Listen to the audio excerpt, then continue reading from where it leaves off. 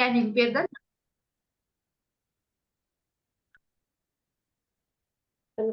You can continue. You can continue. There are some of the causes of forgetfulness, that is age-related memory decline, chronic stress and anxiety, sleep problem, and medical health conditions like neurodegenerative conditions like dementia, Alzheimer's disease, hypothyroidism, vitamin B12 deficiency can also cause the memory impairment. There is a difference between normal forgetting and pathological forgetting. Like in normal forgetting remains independent in activity daily lives, living, and recent memory for event conversations is not impaired. Operates common appliances able to learn new, and conversations and word findings are not impaired in normal forgetting. No decline in personal and social relationship.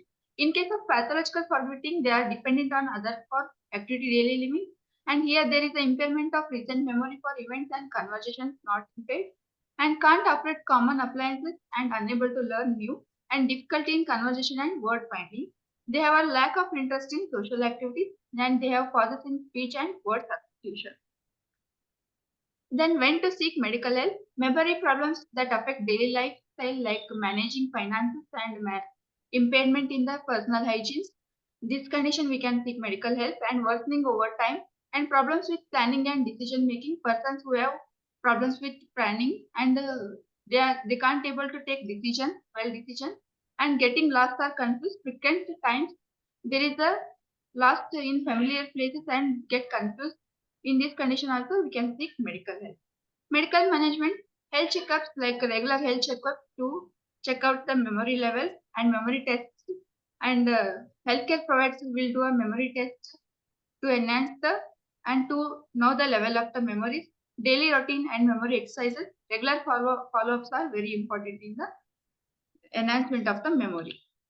Psychosocial interventions like adaptive skill trainings, physical activities like walking, swimming, jogging, these are help in the memory enhancement, and environmental modifications like using visual aids and color coding and setting alarms, reminders can also help in the enhancement of memory.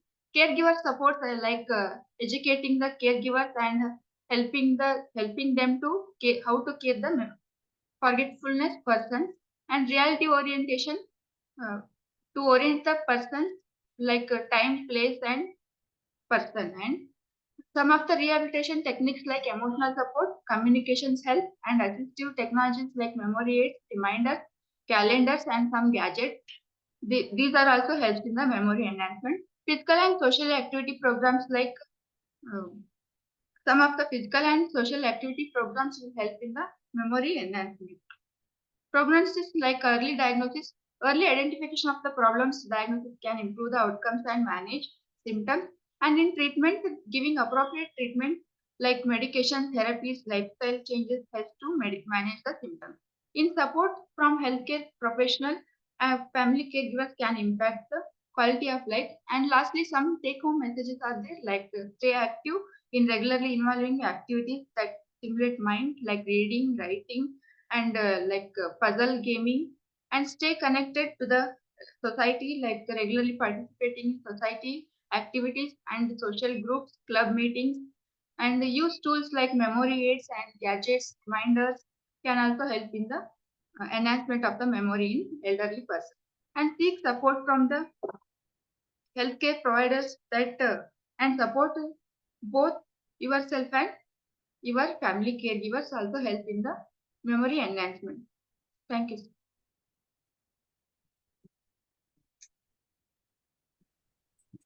Thank you, Ms. Deepa. So you can stop your screen share now, and we'll move on to the next presenter, who is Kala P from Madras Medical College.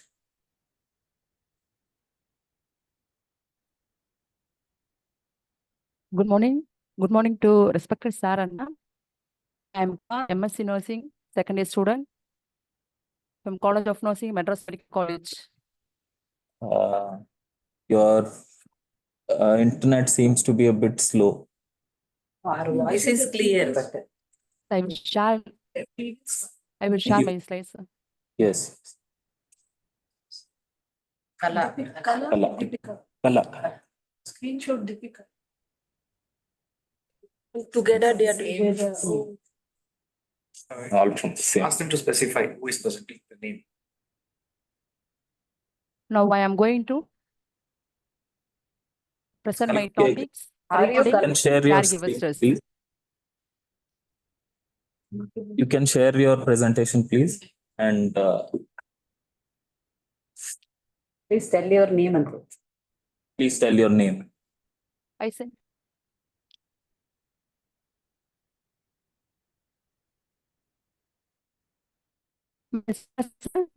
Your screen is not visible. Screen is not visible. Unshare and reshare. You can unshare and then try resharing again.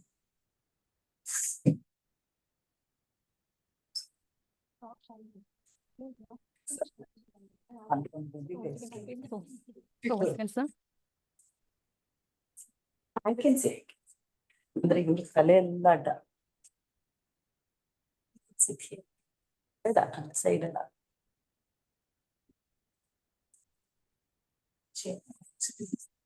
ಅಲ್ಲ ಇಲ್ಲಿ ಇದನ್ನೇ ಹಾಕೋದು ದಚ್ಚೇರಿ ಅಲ್ಲಿ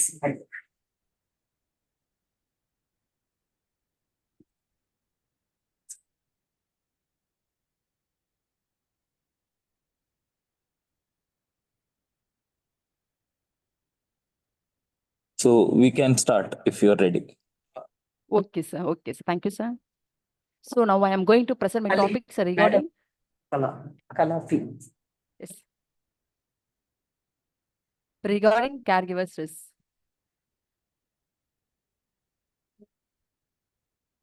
So you can start. Next slide.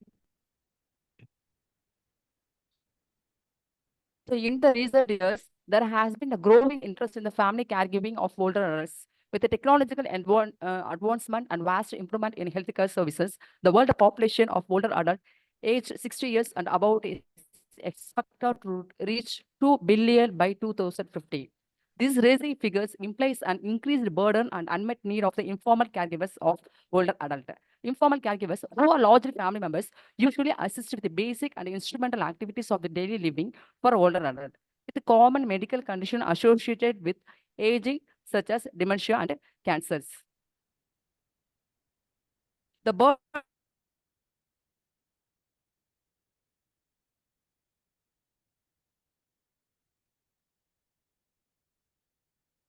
We are not able to hear you.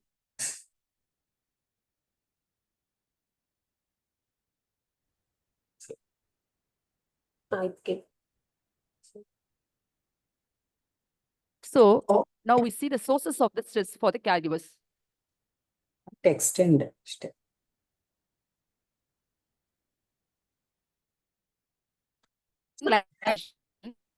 The older people may occur frequent falls, incontinence, wandering, disrobing, or the verbal abuse can be stressful for the caregivers. So caregivers may also feel sad and blame themselves if the patient condition does not improve.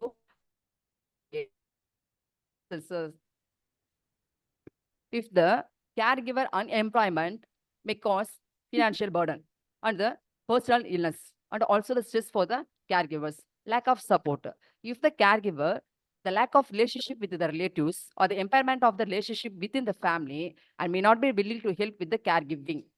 Next, we see some common signs of the caregiver stress include emotional, physically, mentally, and behaviorally. So first we see the emotional. So the caregiver feeling overwhelmed, frustrated, angry, helpless, sad, or the worried. Physically, they feeling very tired and having the headache or the body ache, sleeping too much or too little. So the stress-induced weight gain or the weight loss. Behaviorally, they feel becoming easily irritated or anger. The losing interest in the activities, overeating to minor things, and neglecting the responsibilities or cutting back on leisure activities. Mentally, they feel having difficulty concentrating and making mistakes when giving the medicines or misusing the alcohol or abuse. Next, we see some ways to help caregivers manage stress include care. Take from caregiver days or weeks can take place at home. That means the relatives' homes in a healthcare facilities or at the adult care centers. Perceived, next we see the perceived social support.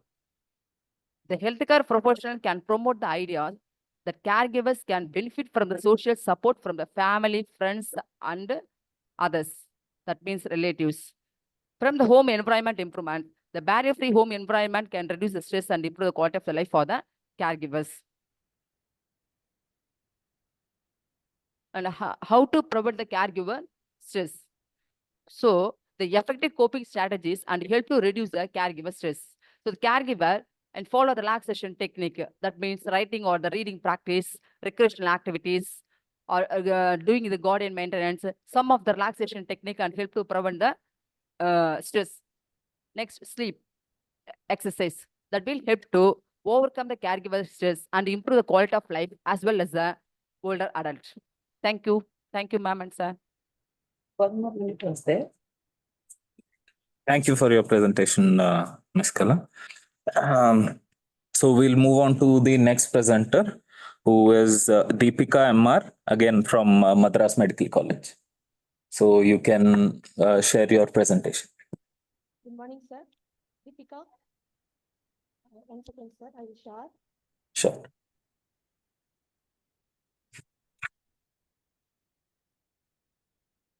Just remind 4 plus 1 minute. So again, a reminder, the time allotted is 4 plus 1 minute. Yes, sir. Okay. Okay. Good morning to everyone. So today I want to address the topic the most critical health problem in older adults. Voice is very low. Can you speak a bit louder? Praveen, Gangam. Yes, sir. Okay, sir. Today I want to address a topic for deeply impact many older adults in our country, that is loneliness. So loneliness among the older adults is a critical public health challenge, often exacerbated by retirement, loss of loved ones, and reduced social interactions. As Mother Teresa insightfully observed, the most terrible poverty is loneliness and the feeling of being unloved. This emotional isolation may lead to certain significant health issues like anxiety, depressions, and certain risk of chronic illness also. The loneliness can develop. So it is important to recognize the sign of loneliness before it becomes a bigger issue. How to the early identification of the loneliness? Certain indicators are present. That is less communication, avoiding going out, and more staying in a single room. And disturbed sleep patterns, loss of appetite. These are all the indicators to identify the loneliness early. So we have the caregivers also to identify early loneliness. It is very helpful to prevent the first chronic disease, prevent the loneliness. So next. So additionally, the awareness campaign create the social connections and community involvement. So it is also important to prevent the loneliness and social prescribing and community individuals with non-medical services such as social class and day programs. The social prescribing, it is a tool for addressing the loneliness also. It is a community referral. It helps to prevent also loneliness. Next, additionally, the psychotherapeutic approaches such as cognitive behavioral therapy and mindfulness. Cognitive behavioral therapy, it means changing the negative thoughts and to improve the positive thoughts also, understanding the feelings and emotions of the elder adults. It also helps to prevent the loneliness. And the social prescribing is also helpful to improve the quality of life of the elder adult, and social belongingness, reduce the hospital visit also. So social prescribing is also important for loneliness prevention. Next, brief-friendly programs. So this program is connecting the peoples together and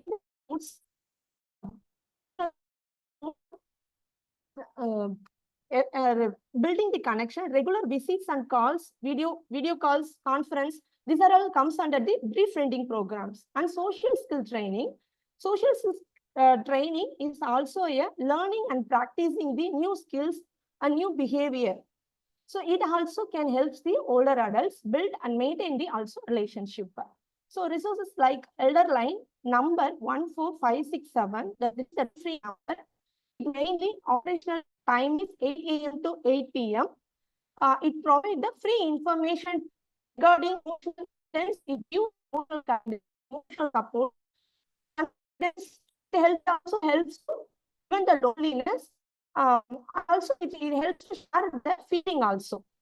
So, elder line is 147. So, implementing the tailored intervention and national programs also promote the age-friendly communities and create the support environments. So, senior citizenship programs, pension system scheme, mental health program, these are all the programs to promote and create the supportive environments. So, prioritizing the social connection, it is important for loneliness. It is important to prevent the loneliness and communal support. It is the key to promoting the healthy aging and improve the quality of the older adults.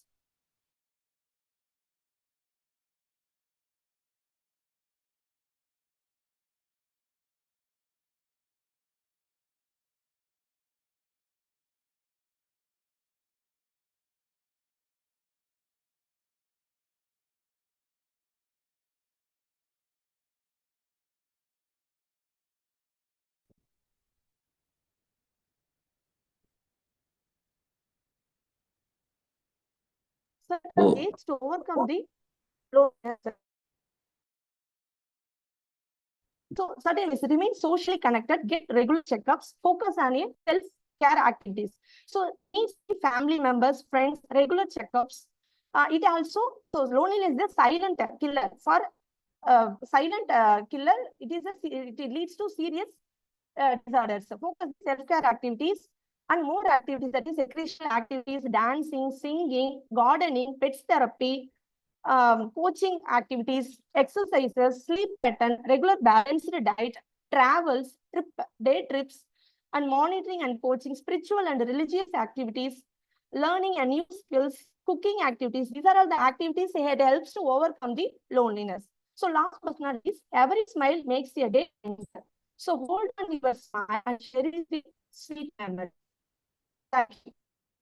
Thank you, Ms. Deepika. So Thank you. we will move on to the next presenter, who is Sundari Ramesh from Madras Medical College.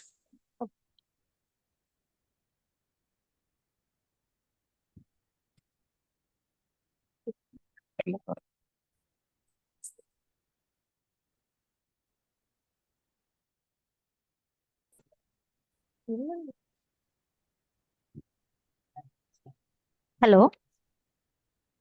Good morning, sir, ma'am. So please make sure Hello, ma'am. that Can you hear, ma'am? we can hear you. Make sure that you have an uninterrupted internet, because the last presenters was disconnected for a few seconds. So we can start if you're ready. Yes, sir. Can I start, sir? You can start. Yes, sir. Good morning, ma'am and sirs. Today, my present about the caregiver stress. Caring for loved one becomes more strains and rewards. As the population ages, more people are doing caregiver role. About in worldwide, about 1 in 3 adults are in the informal or a family caregiver roles. As the caregiver is any persons can help the other persons who in need, and mainly for the partners or the spouse or aging parent or the disabled children. So these are the, it gives the caregiver stress and also the impact their health, especially the physical and mental and emotional impact in their own health. For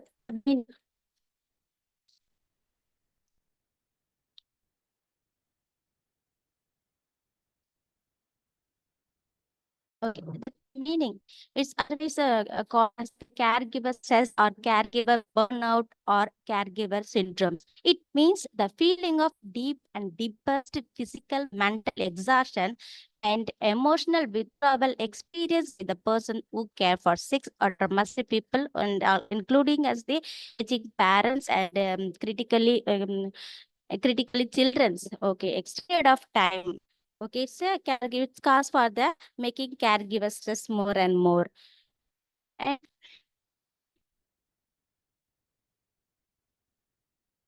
caregivers and caring for your loved one causes stress. It's mostly the physical and emotional demand.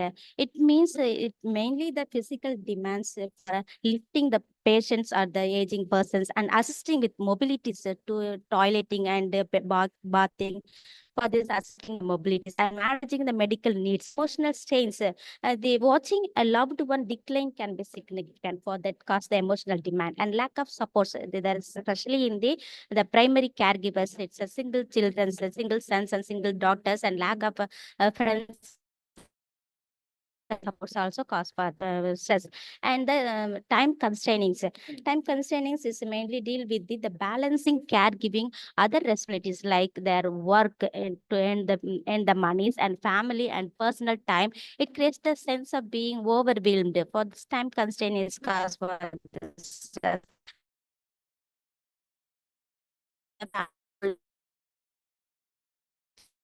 Especially with the lack of uh, and financial for seeking for the drugs and hospital visit and the modifications, especially quiet jobs and seeking for the old age persons. These were the cause for the signs and symptoms. I, I mean, stress. The common signs for caregiving burnout.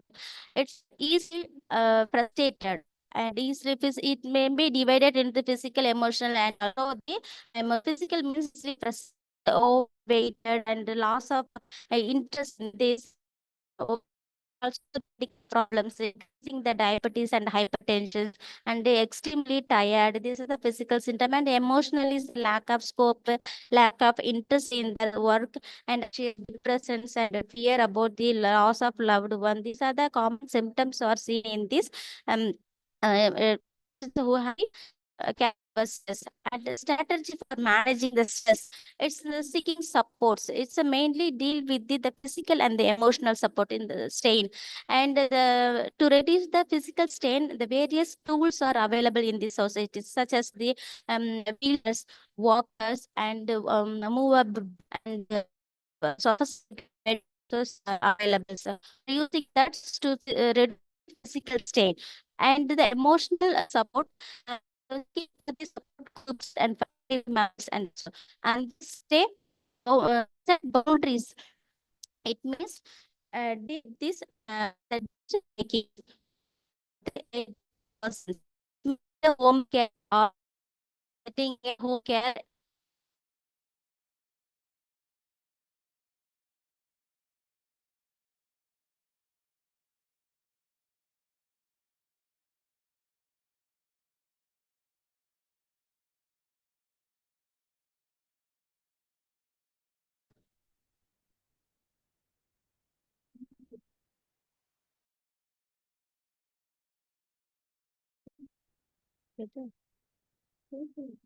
Okay, and other communicate learn this medical conditions in diabetes, dementia, and paralysis. So learn about and care going medical to seek for the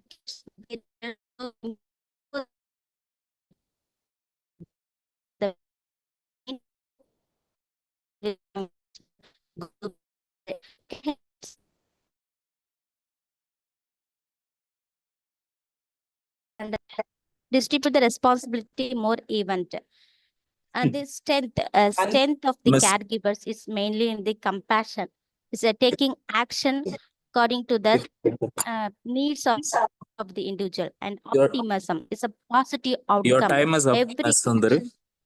Once the bell is, final bell, it should not stop. So we'll Financial. move on to the next presenter. Okay. So the next presenter. Confidence. Thank you, sir. So thank you. So Thank you, the sir. next presenter, Swati Dhankar from AIMS Raipur. So Deepika, if you can stop your screen sharing, we'll move on to the next presenter.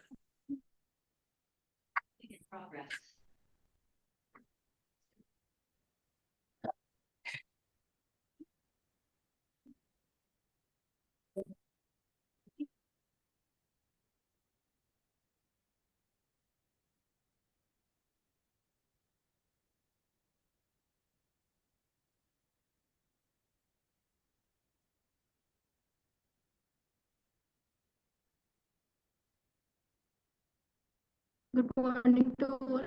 Am I audible? I would request Ms. Okay. So shall we start? So if you're ready, Swati, you can start. Okay, sir. So good morning. So you can turn on the slideshow. Raipur and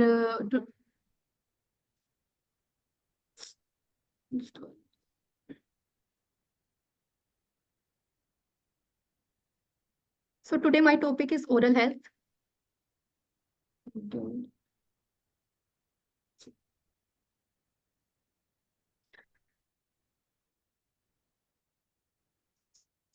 So I will attend for older adults. Older to oral health. So what are the challenges we faces as our in the older community? First of all, is no very much policy gaps in the elderly oral health. So first of all, come the coverage is very so eligible to there are no insurance plans in the oral health in the elderly. We are And not. We are not able to hear you very clearly, Swati. Your voice is breaking a lot. So maybe we can come back to her later. 1 minute, sir. Okay, sir.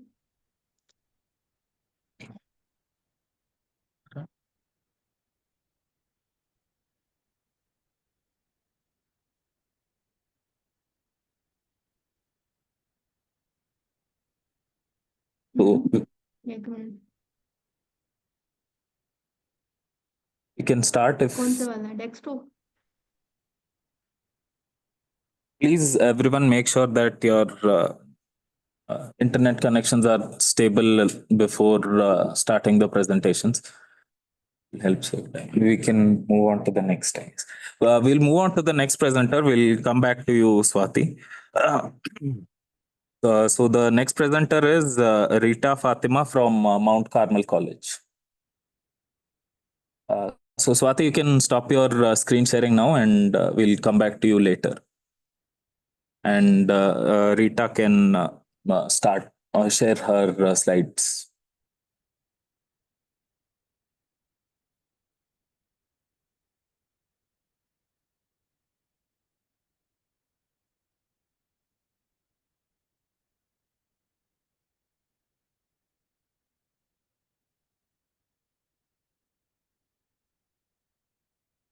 So Swati, you can stop your screen sharing and if Rita has any presentation, she can start.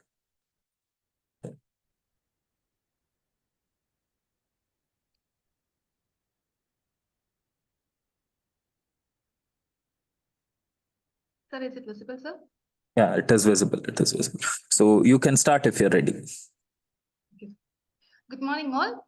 I'm Rita Fatima from Mount Carmel College doing MSc Psychology. I'm here to present the topic caregiver stress. Let's understand the impact on mental health of caregivers. So what is a stress? Stress is something that makes us feel more anxious, and it is like having too much of heavy things that on our shoulder. Caregivers feels significant challenges in the field of emotional, physical, and also in financial strain. Emotions like they may feel anxiety, stress, depression, and so on, mainly because of their love towards or conditions of their loved ones. When we focus on the statistical reports, it is seen that 1 in 5 caregivers are affected by the stress, which is leading to the burnout, and also it is decreasing their quality of life. It is common in the caregivers of individuals who are having dementia, like dementia people may be facing different challenges from others. It is very difficult for the people who are taking care of this dementia patients. And also chronic illness like diabetes or heart diseases, they also increase tendency of developing this stress. Moving to the next topic, it is signs and symptoms. This caregivers may experience this signs and symptoms like anxiety, from emotional aspects, anxiety, depression, guilt, and frustration, mainly because, as I said earlier, anxiety due to worried state because of their conditions of their loved ones. And they may also feel a guilt, mainly due to a feeling or a thought that they couldn't do much more to their loved one, or they may make mistakes in their role of caregiving. And they also feel some physical, or they also experience this physical disturbances like fatigue due to overworking or overtime with their patients, and sleep disturbances. They also experience this sleep disturbances. This stress also weakens their immune system by proning them to the other illnesses. Behavioral symptoms are also seen in the caregivers. They may isolate themselves from the social events, mainly because of lack of their time, and also mainly due to their guilt feeling or shameness. They decrease caring themselves, and they also turn to substance abuse in order to manage the stress and anxiety. And it is very important to early recognize the signs and symptoms and then provide such interventions. Moving to the next topic, strategies for managing this caregiver stress. It is important for caregivers to care them first. It is like regular exercises, like physical activities, walking, running, jogging, and so on. And also practicing mindfulness like meditating, deep breathing. It's also very helpful. And social support, seeking helps or connecting with your family, friends, which helps to reduce the isolation, social isolation. Like having connecting the people who are facing the similar challenges will helps you to reduce the stress. And the another main strategies which we can be used is seeking help, professional helps like counseling and mental health services, which they help us to reduce reduce and manage the stress, anxiety, depression of a caregiver. And I'm also repeating the same point. It is too important to prioritize the caregiver's well-being. I'm gonna conclude my small topic. So the caregiver stress is a critical and a crucial consequence in the mental health. It is need to be addressed, and it is very important to recognize the early symptoms and signs of the caregivers, and we have to support them. We have to plan the interventions, and it does need to be given. And a few recommendations which I provide is people who may take the role of caregivers need to provide, need to seek the healthcare systems, as well as they need a professional support. Whenever you need a professional support, you just go for it. Caregivers, it is so important, and prioritize you itself to take care of you and seek help when you are needed. Thank you. Have a nice day. Thank you for your presentation. So we'll move on to the next presenter. huh? How many? So we have 4 more and 2 who are remaining to use. 6. Excuse me, sir. Huh. Sir, I'm Rida Fatima, sir. I'm having an exam today, so can I leave, sir? Sure. Sure. No issues. No issues. Okay, sir. Thank you, sir. Thank you. Thank you for your presentation. The next presenter, Baby Ilavarsi from Madras Medical College. So if you can share your screen and Hello, sir. yes.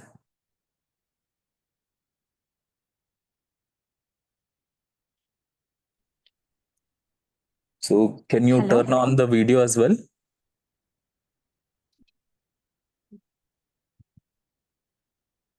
Hello, sir. Good morning. Can you hear me, sir?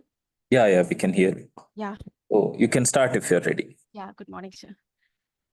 Very warm good morning to one and all. Actually, I feel very privileged to be a part of this VMS Blitz awareness talk.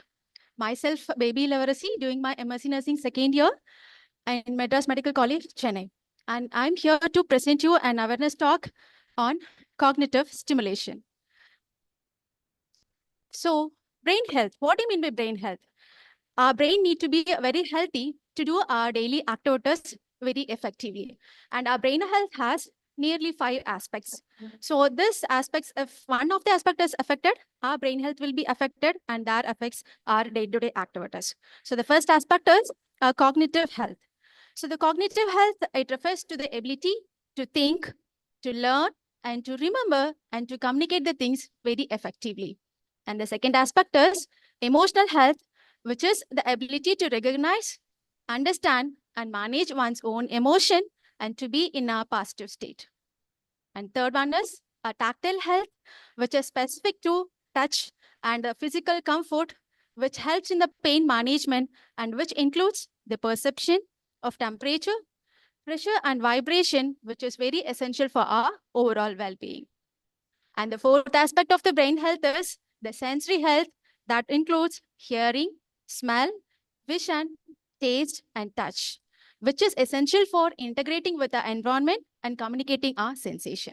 And the last aspect of the brain health is the motor health, which is very, very essential for balancing our movements, coordination, and maintaining our body equilibrium. So to maintain our brain health, we need all these 5 aspects of health to be maintained well. So to maintain our brain health as we grow, due to this aging process, what happens to our brain? It undergoes some changes in our brain, which leads to maintain the difficulties in day-to-day activities. So for that, we are going to follow some of the activities which is said to be a cognitive stimulation activities, and otherwise we call it as a brain exercises.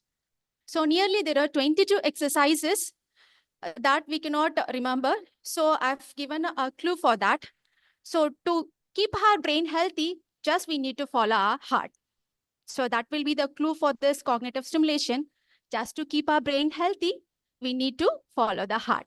So here H stands for healthy habits. Healthy habits are nothing but the daily habits what we are doing. Just we can go for a walk, you can hear to the music, you can do our dancing, and you can learn a new language, and you can learn a new skills, and you can speak with the other persons. That is a healthy habits. And next E stands for engage your mind. You can engage your mind by doing the cognitive games, by playing puzzles, by playing Sudoku, and playing chess, checkers like that. And next A stands for active body by doing the physical activity, which includes sports and exercises. R stands for relaxation, which includes mindfulness and meditation.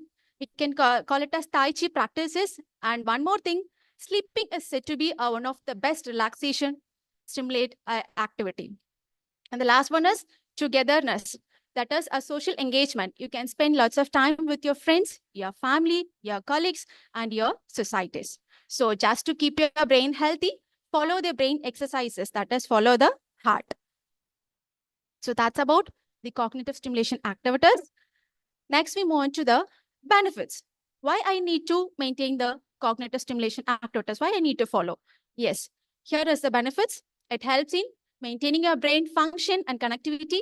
It improves your memory, attention, and creativity. It enhances problem-solving skills. It boosts the mind, mood, and reduces your stress.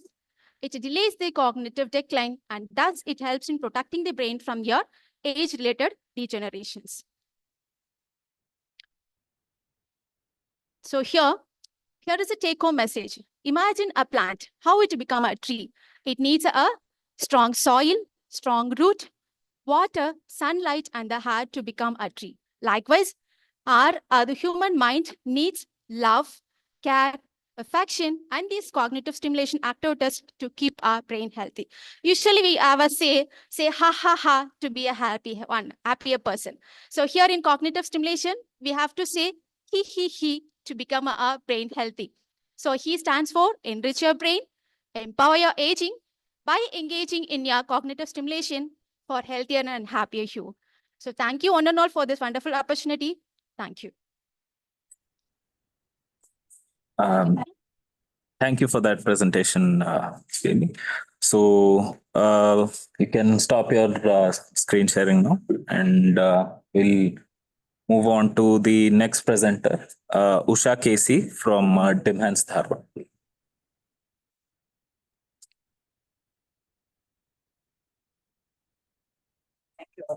Thank you.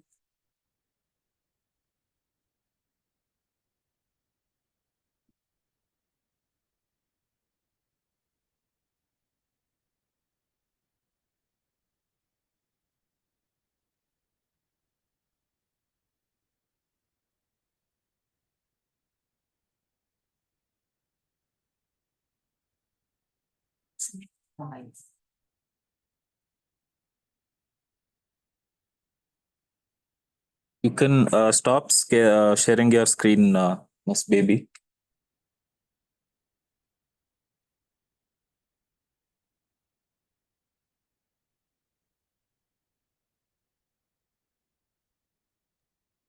Or Usha Casey, can you turn on your video as well, please?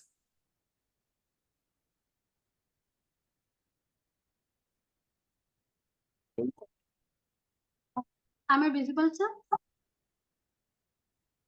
You can see your slides, but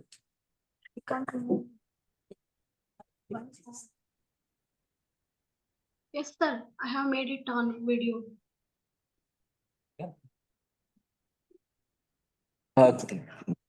from the people who've logged in from Deepika R's account, can you please stop sharing your screen?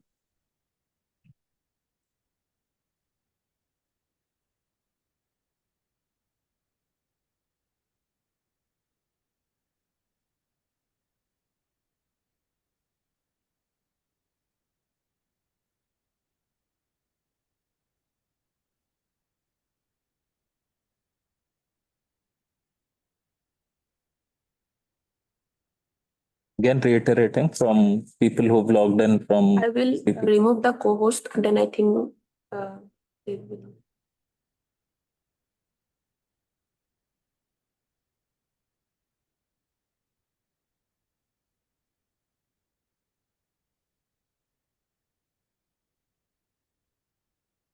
But we're not able to see her video, right? Video.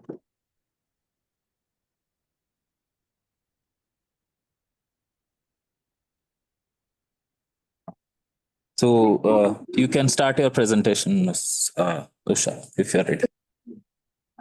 Good morning, dignitaries. Myself, Mrs. Usha Casey, and I would like to talk about today's important and challenging topic, that is bereavement and grief among elderly. So we live in India, our country. We live in the joint family where our grandmother used to tell for our grandfather that once I leave this world, then you will be knowing my values and how I am working. And if that situation really happens, then the older people cannot able to accept that situation. That is, grief and bereavement are highest stressful among older people, and it is most common event in the later period of life. Older person likely to encounter death of a loved ones than any other age. So understanding the grieving process and the aging process so that we can provide better support for the aged ones. And let us know the meaning of the grief and bereavement. Grief means it is a process of experiencing the psychological, behavioral, social reaction to loss of loved one, whereas bereavement is the process of period of sadness, loneliness that we experience when there is a loss of loved one. Approximately 10 to 20% of older adults experience prolonged or complicated grief. And there are some of the factors which are responsible. Some of sir, it is slides are not moving to next.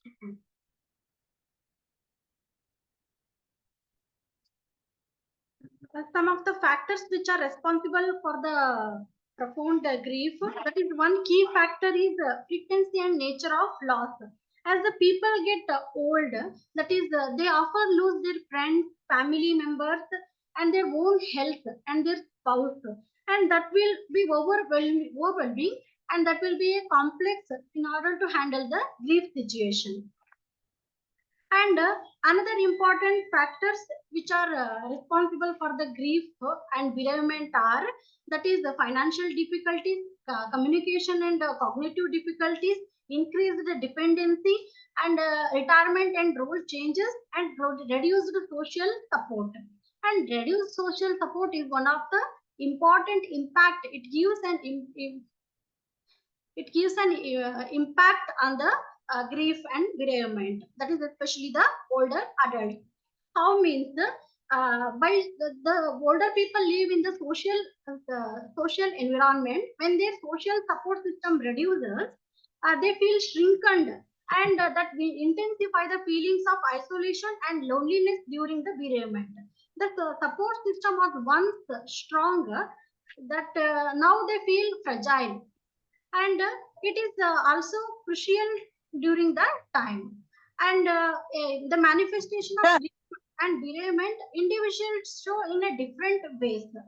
That is, they might show very less visible signs and symptoms like sadness and crying, but instead they shows the symptoms like change in their behavior, appetite, and sleep pattern. It may present as they may also exhibit the physical symptoms like increased exacerbation in their health conditions, and hypertension, anxiety, depression, and fewer social interaction.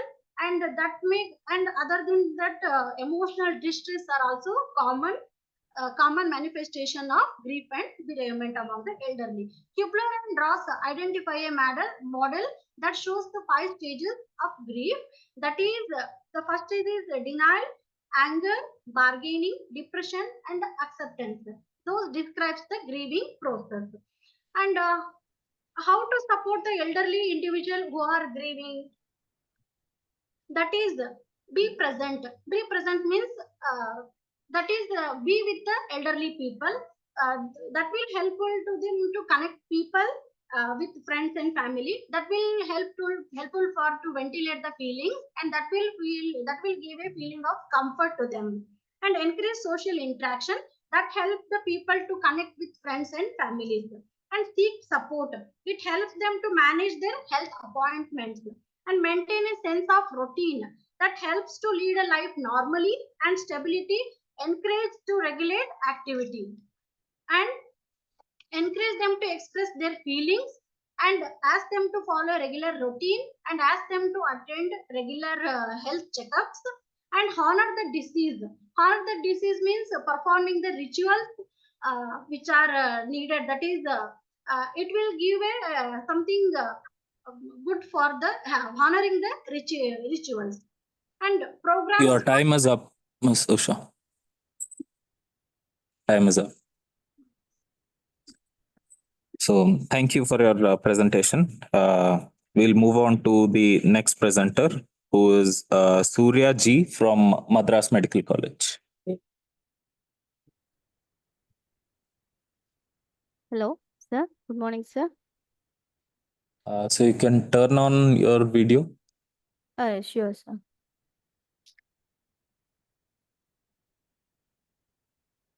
Good morning, sir. Good morning. You can start your presentation if you're ready. Okay, sure, sir. A warm, very good morning to everyone. I am very proud to participate this program.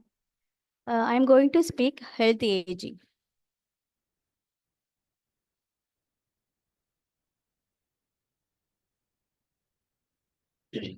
Aging is not a disease, it is an opportunity.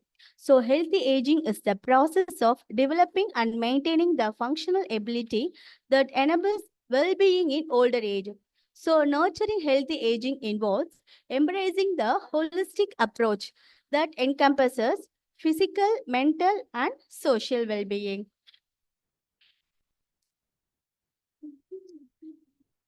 We see the physical health. As we age, our bodies undergo natural changes that can affect our physical health.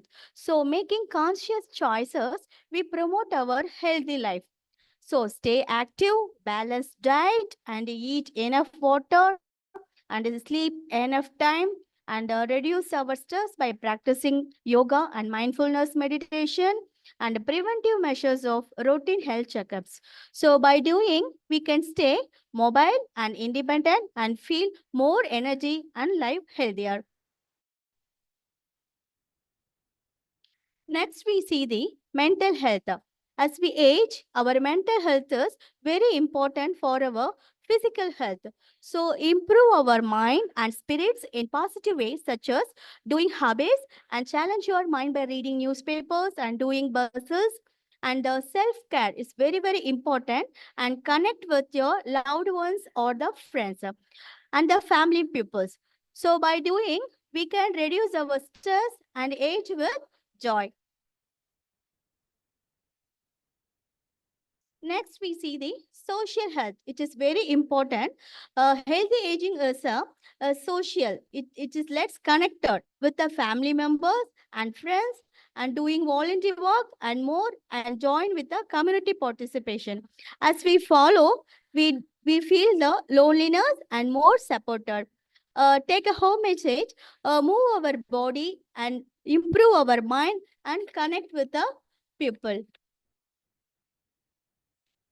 So, conclusions, by adopting these habits, individual can promote healthy aging and reduce the risk of chronic diseases and foster a vibrant and fulfilling the life as they age. So, remember, healthy aging is a journey and every small step counts. Thank you, sir. Thank you for that presentation, Surya. So the next person who will be presenting is Mercy Michael from Surana College, Bangalore. We have her here with us at our NIMHANS Digital Academy. So if you're ready, we can. Okay. You can stop your screen sharing, Surya.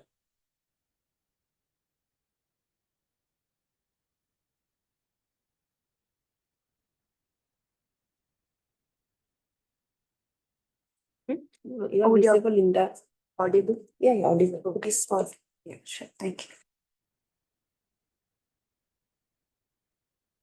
So from Deepika's account, you can stop the screen sharing, please. Thank you.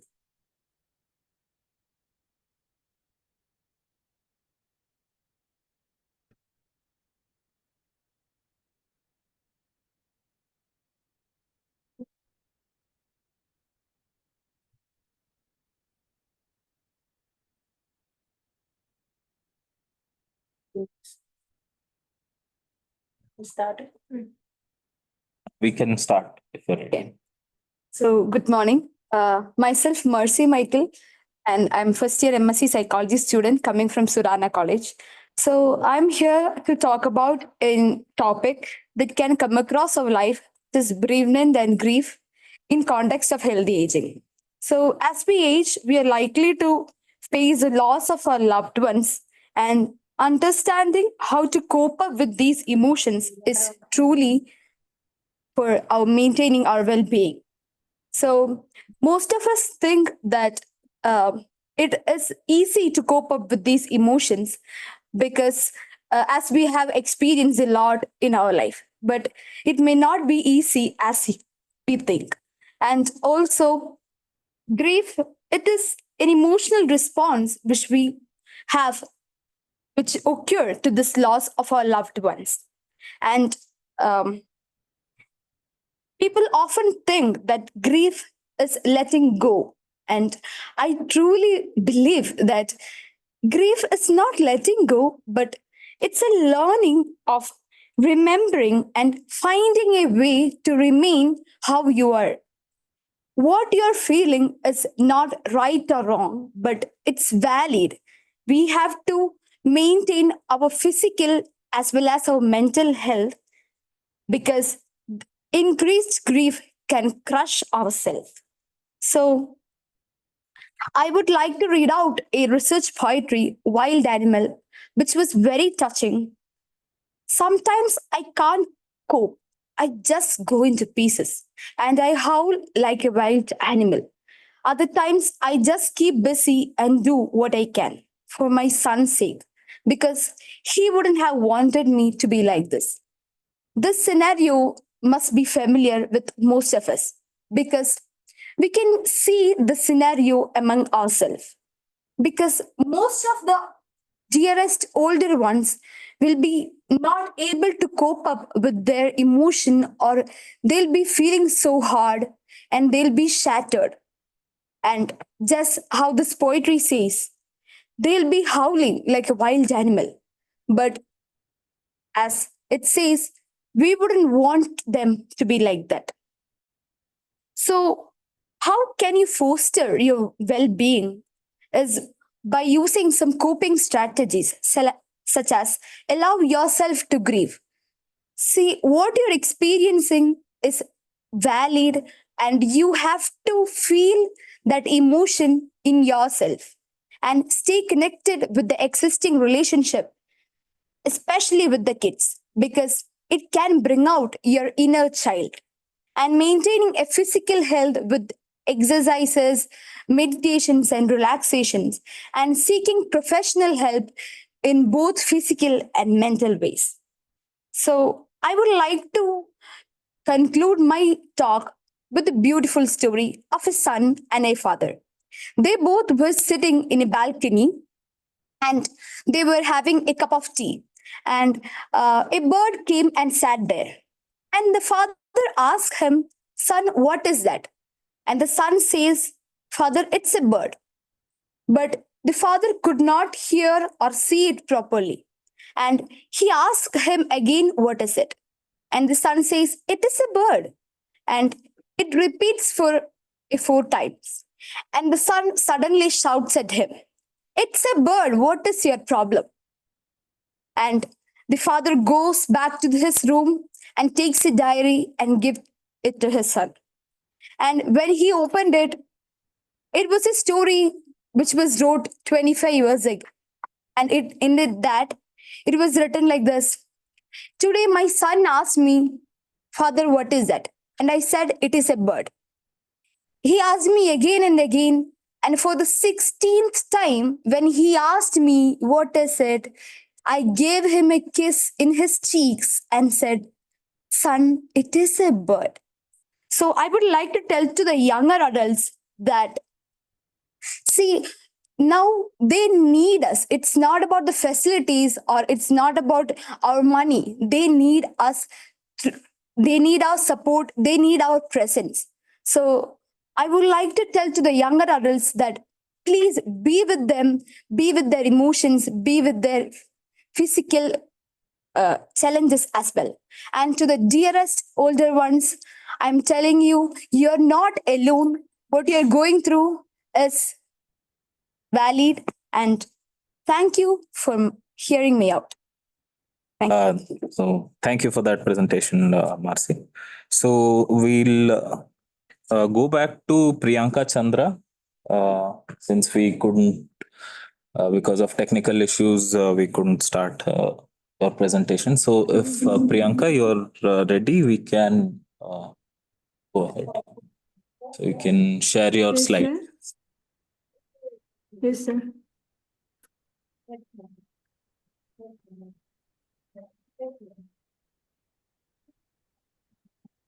Is this visible, sir?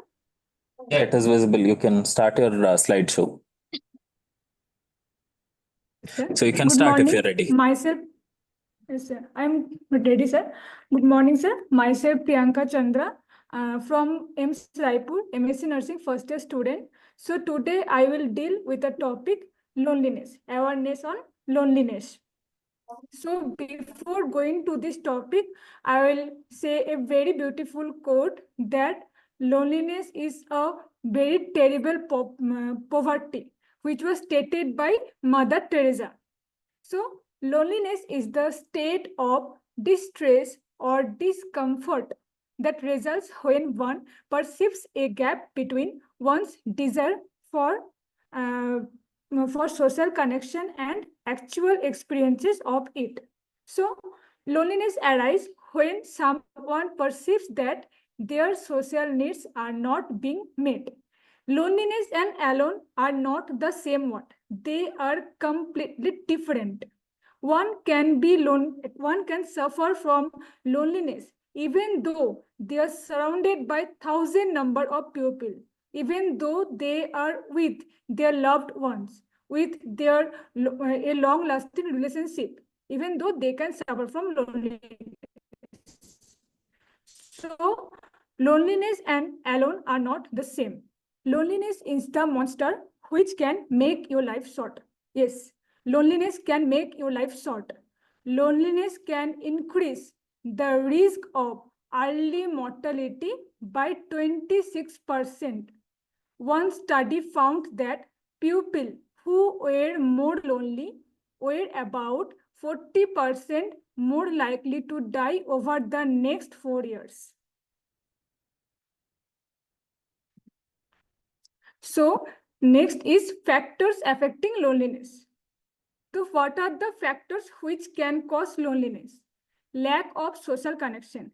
Even though you have so many friends, you have so many relatives, there means we may suffer from the lack of social connection or lack of meaningful connection with people who can rely on its time of needs. So this may also cause loneliness.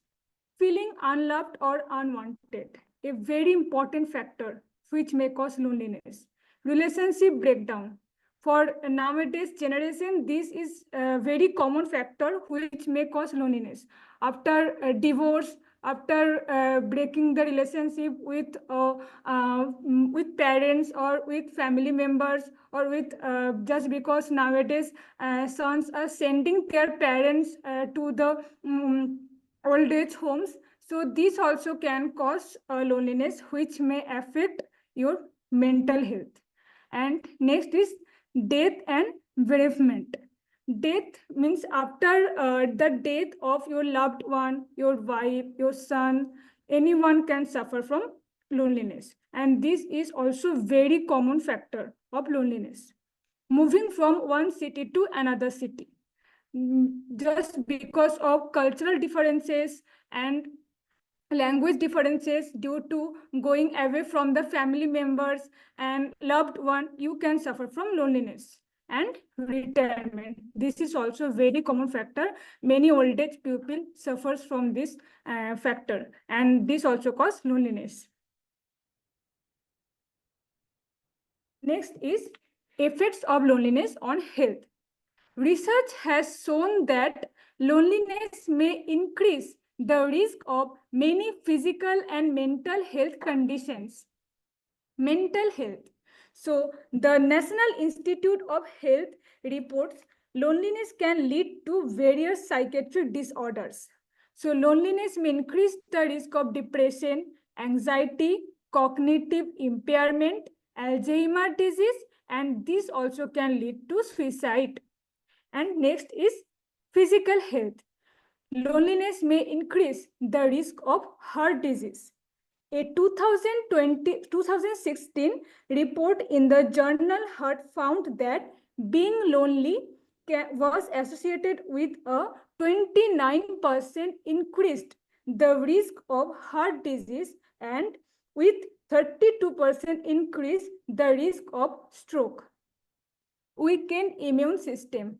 A 2015 study has reported that loneliness has the ability to cause more inflammatory disease and means it may weak your immune system for the person who are lonely, was suffering from loneliness, and also obesity. So here are some ways to deal with loneliness. Your time is up, Talk- Ms. Priyanka. Okay, sir. Thank you for your presentation, though. So we'll move on to the next presenter, Swati Dhankar, with whom. So Swati, if you can share your slides, we can start.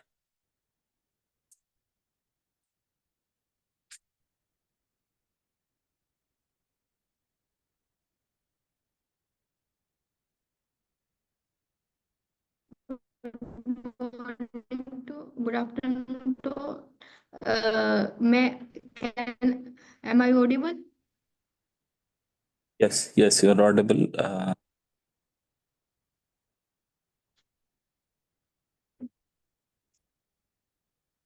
Okay, But so there my seems to name is be Swati. some. I'm from AIMS Raipur, and today my And you can start. Okay, sir. My name is Swati. I'm from AIMS Raipur, and today my presentation topic is oral health and in the elderly people. So as the people age, their oral health can be affected by many physical or neurological weakness as they get older. Their health may becomes weakens more frequently, and it may lead to a shift from the independence to be dependent in maintaining good oral health, and their overall health to be dependent on someone who can take care of them. As people age, they may often take prescriptions and over-the-counter drugs, which may have many side effects on their general health and also on their oral health, because oral health is such a neglecting factor. And as we can say, oral health is often neglected as compared to the general health of overall well-being, and especially in the elderly. So the risk of periodontal disease tends to increase with the age as their immunity decreases and they are more prone to the infections and bacterial infections.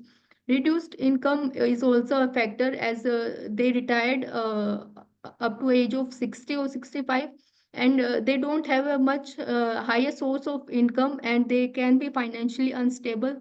So it may lead to also a risk factor for their caring of their overall health and their oral health. So when we talk about the oral health issues in the older adults, oral health tends to take a backseat. However, it is very essential to recognize that oral health plays a significant role in the overall well-being, especially as we age.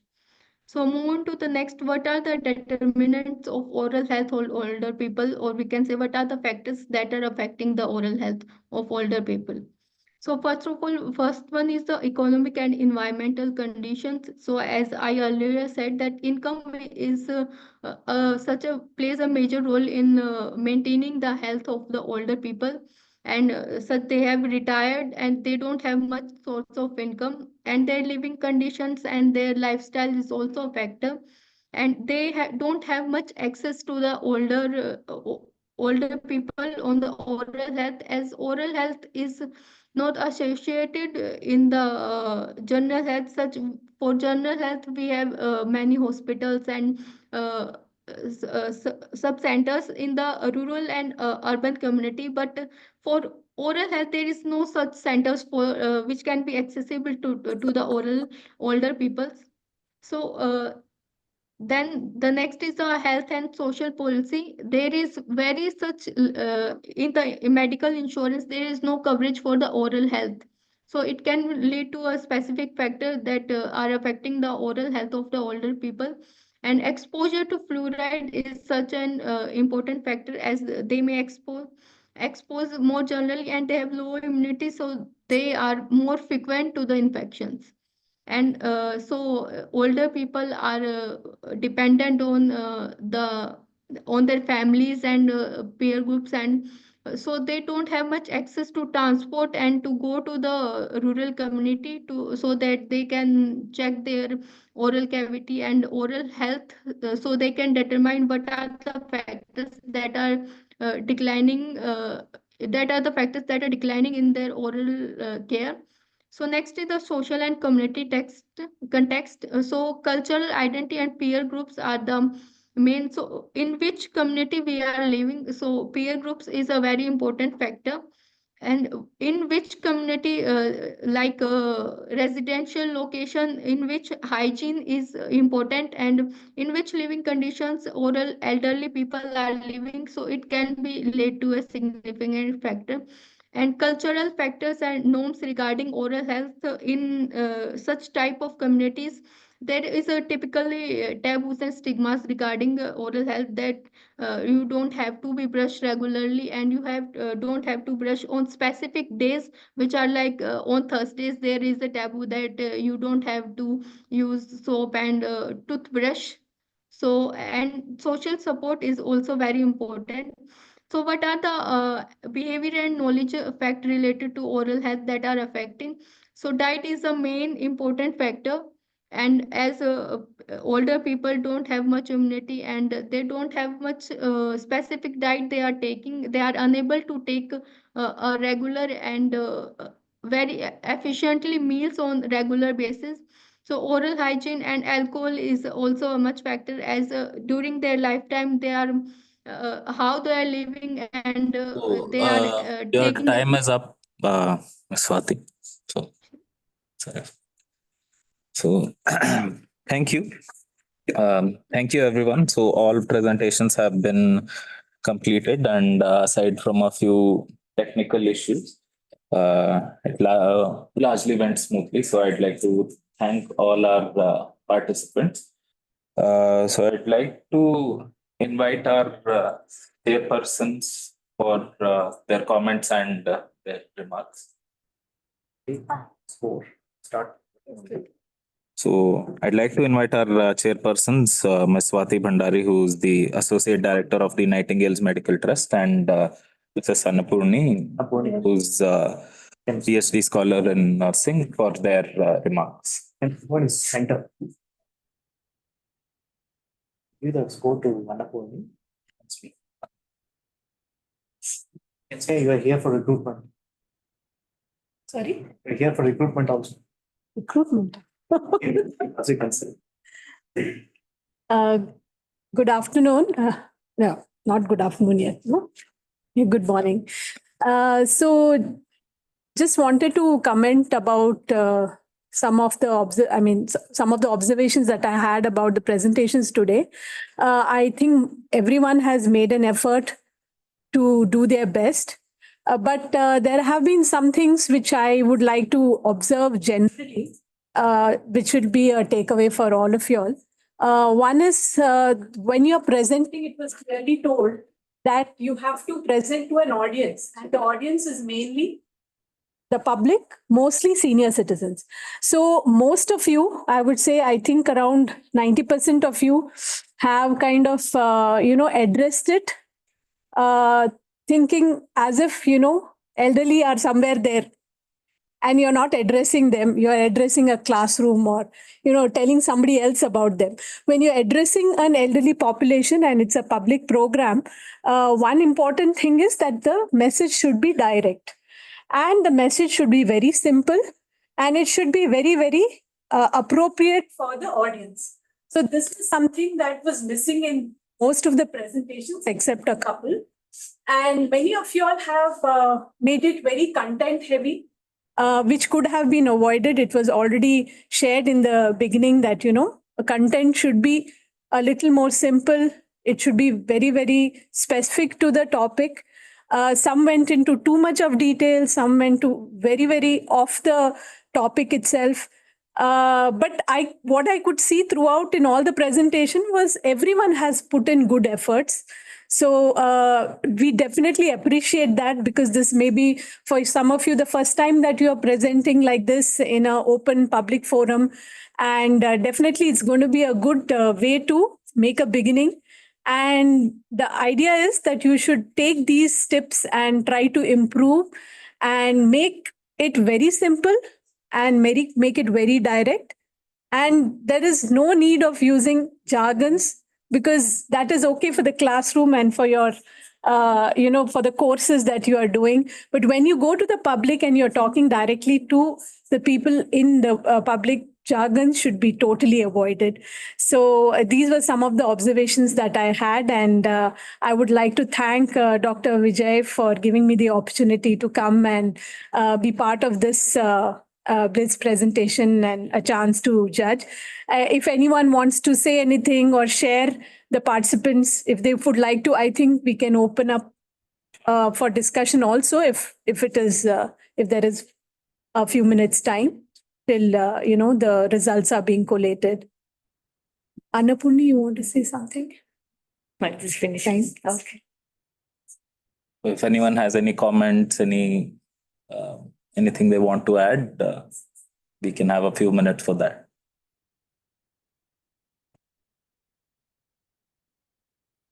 Any of the senior citizen participants are still there, then they could give their reactions.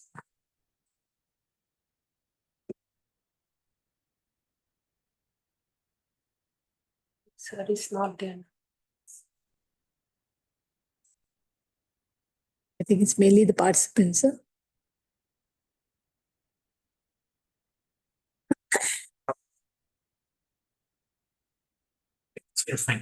Okay, so thank you everyone.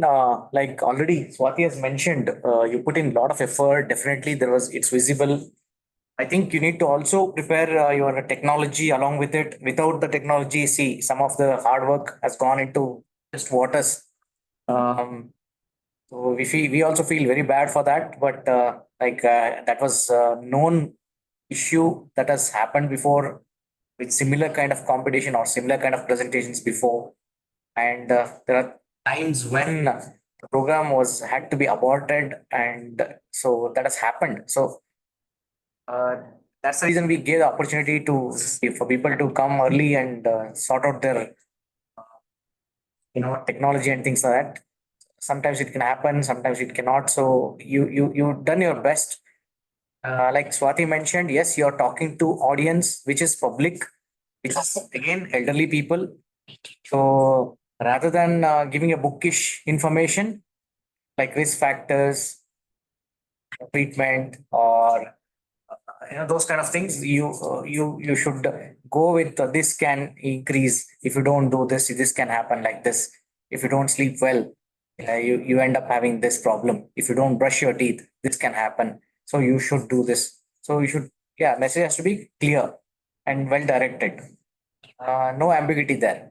You ask them to do it, or you don't do. You ask them not to do it, or you say that the chances are very high if you do this. Chances are less if you don't. If you don't have the sedentary lifestyle. So if you do walking exercise, the chances of you preventing or postponing the chances of dementia or cognitive impairment is very high. So those kind of things. So you should keep things simple and then speak confidently. I seem to feel that some of you were almost reading from write up from somewhere. That is not recommended. That's not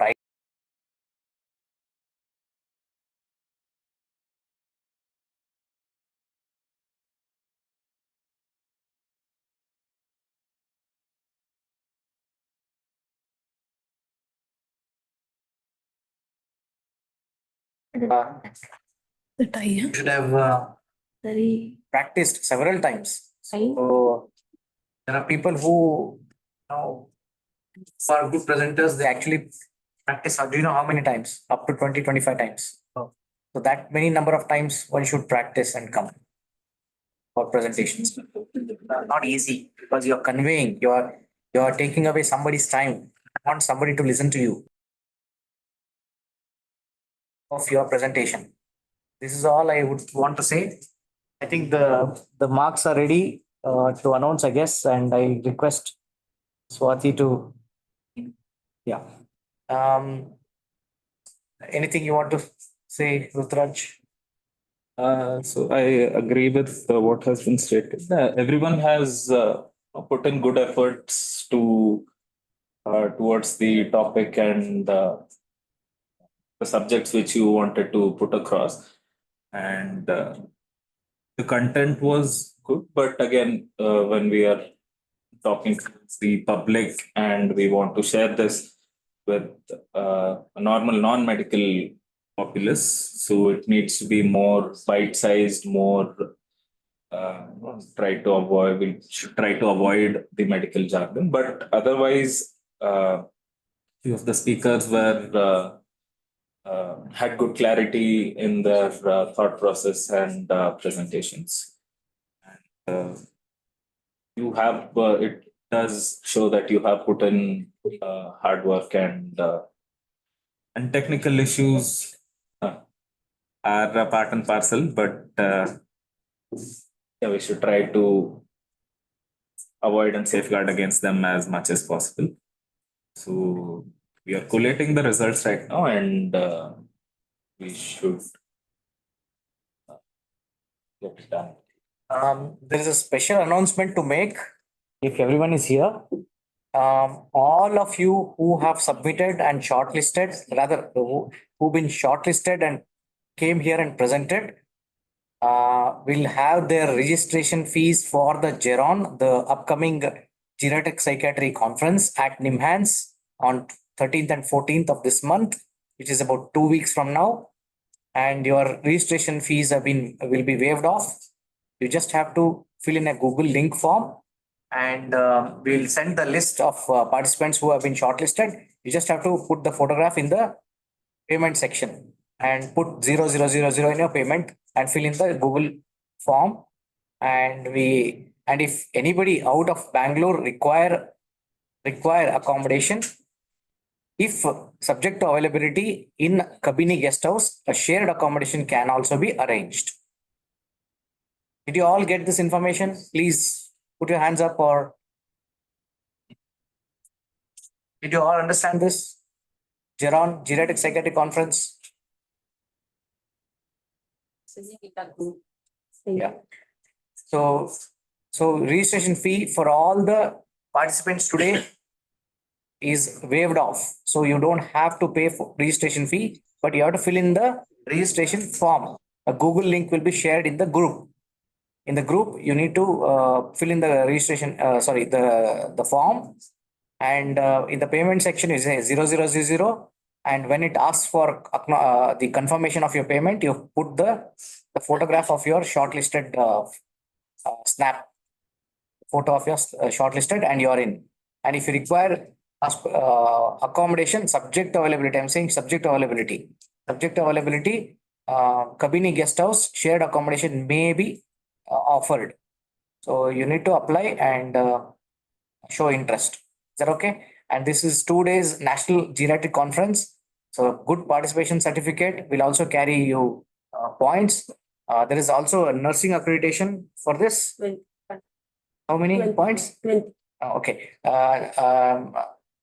Jyoti has just confirmed to me that it carries 20 points from the Karnataka Nursing Council. 20 points for you all if you attend the conference, and then you get a participation certificate. Okay, and that is called that you will avail when you come here. You get after attending the conference, you'll get those points. You're not going to get points for doing this, but for attending. So the first 3 prizes in the nursing category and 1 prize in psychology category will be announced shortly. And if we have the results, I request Swati to announce. 3 in nursing and 1 in psychology. Yeah, separate. Psychology is separate.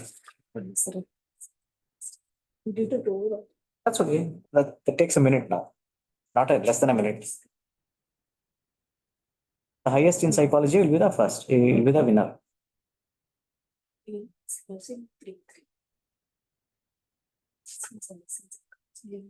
Okay. So everyone ready to let's hear from Swati. Who are the winners?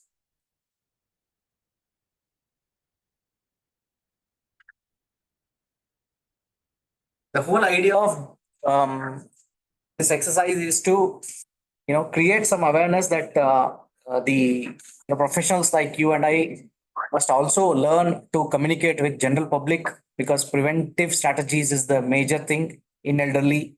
What is the point of doing things hurriedly when you have become ill? So you have to try and prevent first, and try and prevent first. You have to create awareness. Why do you need to create awareness? You need to bring in some behavior change in the public first, so that they adopt lifestyle that are less riskier to develop any illness. So that is the whole idea. So over to Swati for announcement. Yeah, in psychology, we have one prize winner. I think there were two participants, right? Yeah. So the winner is Rita Fatima from Mount Carmel College. Don't think she's left, right? She's there. Yeah, okay. And among the nursing students, I'll start from the third prize. The third prize is given to Sundari Ramesh from Madras Medical College, who spoke on caregiver stress. And the second prize goes to Jyoti Gogoi from NIMHANS. Congrats. And the first prize goes to C. Baby Ilavarasi from Madras Medical College, who spoke on cognitive stimulation. So basically, we've given marks on how they have presented, the appropriateness with which the presentation was made in view of public presentation, and content, as well as how much that was clarity in the delivery. And we have even kept in mind that some of them had that there was a digital issue. But if they have delivered it properly, the digital issues have been kept aside. So thank you very much. I think these people are going to get some. We'll do the announcement. Yeah. Geron registration. No. Yeah. Okay. All. Thank you. And certificate of winning certificate. The prize certificate also. Okay. Okay. So congratulations to everyone and to the winners. Thank you. The report. Get all the information. So we'll wind up today's session. Thank you everyone for joining. Thank you, sir. Thank you.